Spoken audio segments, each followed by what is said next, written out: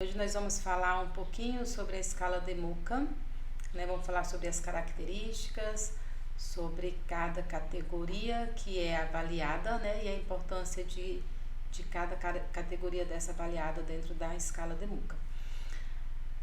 A escala de Mucha ela foi desenvolvida para ser um instrumento simples, né? De auxílio à avaliação do desenvolvimento musical das crianças com autismo. Essa escala ela possibilita o acompanhamento da evolução de cada criança a partir dos resultados das suas avaliações, indicando tanto a área de maior potencial quanto a área de maior dificuldade da criança. Então, por isso que é importante a gente fazer a avaliação bem feita, né, com atividades. Geralmente a gente gasta 2 ou 3 sessões para fazer essas avaliações. E a gente observar e entender o que cada categoria representa dentro da escala. Então são 6 categorias. Esse aqui é o PDF que geralmente a gente imprime, leva para dentro do set terapêutico na hora da avaliação, porque facilita o nosso processo de avaliação. E aqui a gente tem as categorias: comportamento restritivo,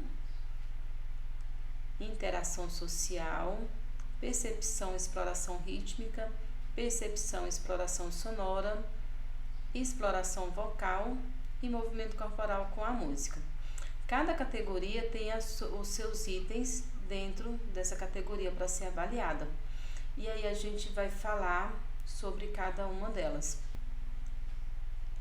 Uma coisa que é importante entender é que essa pontuação completa da escala, ela varia de 86 a 90 pontos, vai depender de como a gente está fazendo essa avaliação. E aí, tanto a gente tem que mensurar esse total de uma avaliação para outra, né? Então, se você faz a avaliação a cada 6 meses, né? Então, você vai avaliar esse segmento, vamos supor, ela fez 40 pontos esse mês, aí daqui 6 meses ela faz 60, então ela está progredindo dentro dessa avaliação. E só que a gente tem que observar também essa pontuação dentro das categorias separadamente. Porque se eu olhar só na pontuação geral, se ela vai pontuar muito dentro de uma categoria, isso pode anular o que ela não pontuou dentro de outra. Então a gente tem que saber verificar dentro de cada uma separada. Por isso que é interessante entender exatamente o que cada categoria dessa representa, o que cada item desse representa, entender certinho como é que a gente avalia cada item. Então vamos começar aqui passando por comportamentos restritivos para entender exatamente o que é cada item que a gente vai estar avaliando. Estereotipias, começando aqui por comportamentos restritivos, né? Estereotipias. A gente começa com os valores invertidos, porque são comportamentos que teriam pontuações negativas, né? E se a gente está avaliando, eu tenho que ter esses valores invertidos. Comportamentos restritivos, nas estereotipias, se refere a comportamentos verbais ou motores repetitivos. Geralmente são comportamentos não aceitos, né, socialmente. São produzidos de forma automática, a criança não tem controle sobre esse tipo de comportamento. Geralmente são balançar do corpo para frente e para trás, os mais comuns, né? Às vezes o flap com as mãos, muitas vezes às vezes pega a roupa, fica esfregando, enrolar o cabelo, algum tique, né? Puxa o braço, tem algum movimento que a criança faz ali que representa a estereotipia. E a estereotipia ela não é um movimento, não é um comportamento a ser extinguido, né? A gente só observa se ela é muito ou se ela é pouco e se a gente consegue controlar ou não, porque geralmente ela vem antecedida de alguma ansiedade, de alguma coisa, né? Então o que a gente controla é o antecedente desse comportamento. E aí a gente avalia como que ele está, né? Se ele é ausente, se ele tem um pouco ou se ele tem muito. Agressividade. Agressividade diz respeito a comportamento destrutivos ou hostis. Esses itens são a gente avalia tanto o comportamento quando a criança ela se agride a si mesma ou quando ela tenta agredir outra pessoa. Então a gente tem que avaliar os dois lados. E a agressividade também ela é apresentada de formas com palavras, com gestos. Às vezes ela é agressiva quando pega um brinquedo e ela mostra essa agressividade ao utilizar os brinquedos, a forma como ela brinca é uma forma agressiva, a forma como ela usa o instrumento é de uma forma agressiva. Então a agressividade não é só o tentar bater, o tentar machucar, né?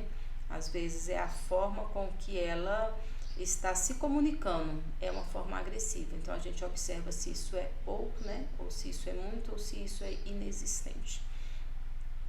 O desinteresse é uma indiferença ou falta de empenho da criança com a interação ou atividade proposta, né? A gente tenta chamar a atenção da criança, né? Ou ela vai demonstrar pouco interesse ou nenhum interesse por aquilo que a gente está tentando chamar a atenção. Às vezes não é nem para fazer uma atividade, às vezes a gente está tentando chamar a atenção para algo interessante, né? Para fazer uma brincadeira, e ela fica ali geralmente sem demonstrar interesse. Então ele pode vir associado, né, a uma passividade ou resistência. Então às vezes uma coisa está conjunta de outra. Tem crianças autistas que demonstram interesse em comportamentos ou objetos que não é o foco a ser avaliado, né? Então às vezes a gente está tentando avaliando alguma coisa e a criança está demonstrando interesse em outra coisa. Então nesse caso a gente considera uma forma de desinteresse também. A passividade é aquela criança que não tem iniciativa, né? Você faz atividade, tecnicamente a criança faz a atividade de forma automática, né? Aí ou a gente tem que pegar na mão da criança e fazer por ela, porque ela mesma não tem aquela iniciativa de fazer. Ela faz, mas ela faz sem iniciativa.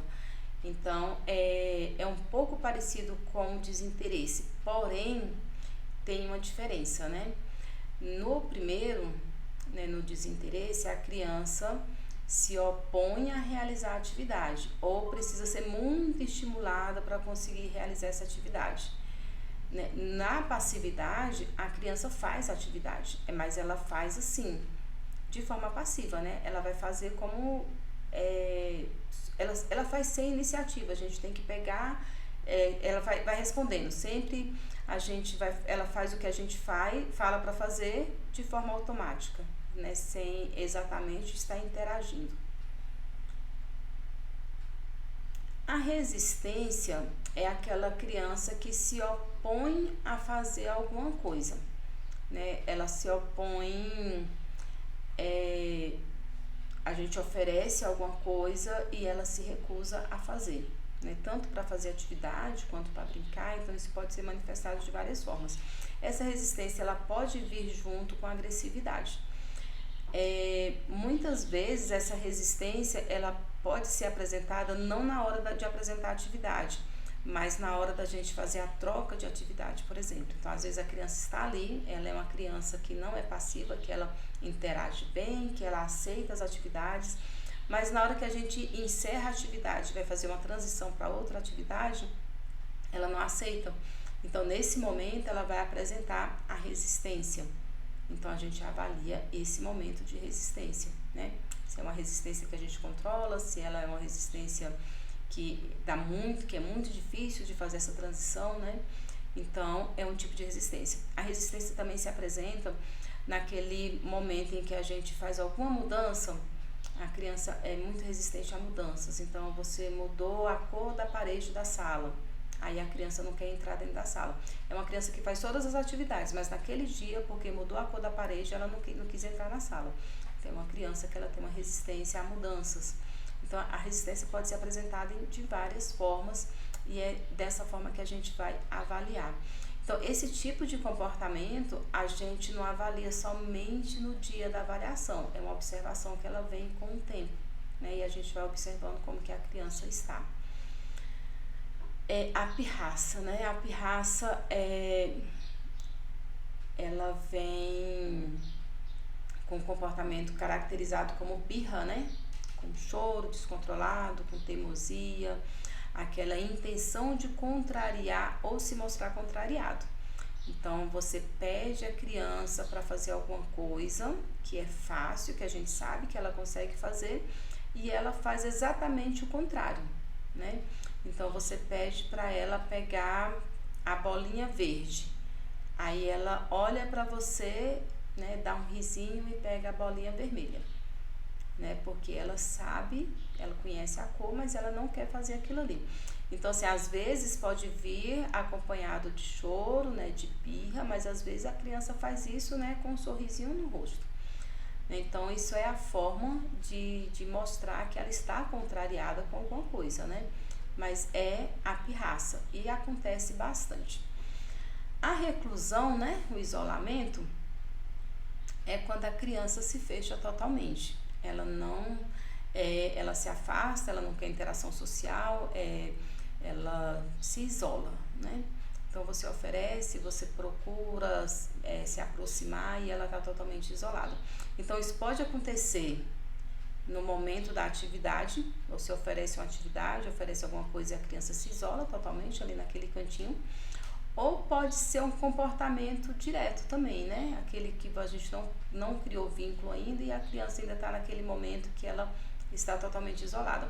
Esse isolamento, ele pode vir de algumas formas. Ele pode vir de forma intencional, que a pessoa vai ali e se isola, né? Vai mesmo pro cantinho, vira as costas e não te dá atenção. Com choro, né, que a criança se isola pro canto e ela usa o choro como uma barreira, você não consegue se aproximar por causa do choro. Ele pode vir também com a forma de silêncio, né, você pergunta, a criança não responde, né, olha pro outro lado. Então tem algumas formas de apresentar esse isolamento. Então a falta de resposta, né, às vezes a criança fica olhando para você, te encara, né, mas ela não responde. Outra forma de isolamento, você conversa, acontece muito com adolescente, né? A gente tá tentando interagir, tá tentando introduzir uma atividade e aí o adolescente vem e troca de assunto de uma vez. Ele vem e começa a falar um assunto que não tem nada a ver com aquilo ali. Ele joga, né, um outro assunto e começa a interagir com outra coisa. Ele está se isolando daquilo que a gente está propondo. É uma forma de fuga, né? Ele foge daquilo que a gente está fazendo e também é uma forma de isolamento. E com isso a gente termina aqui os comportamentos restritivos, né?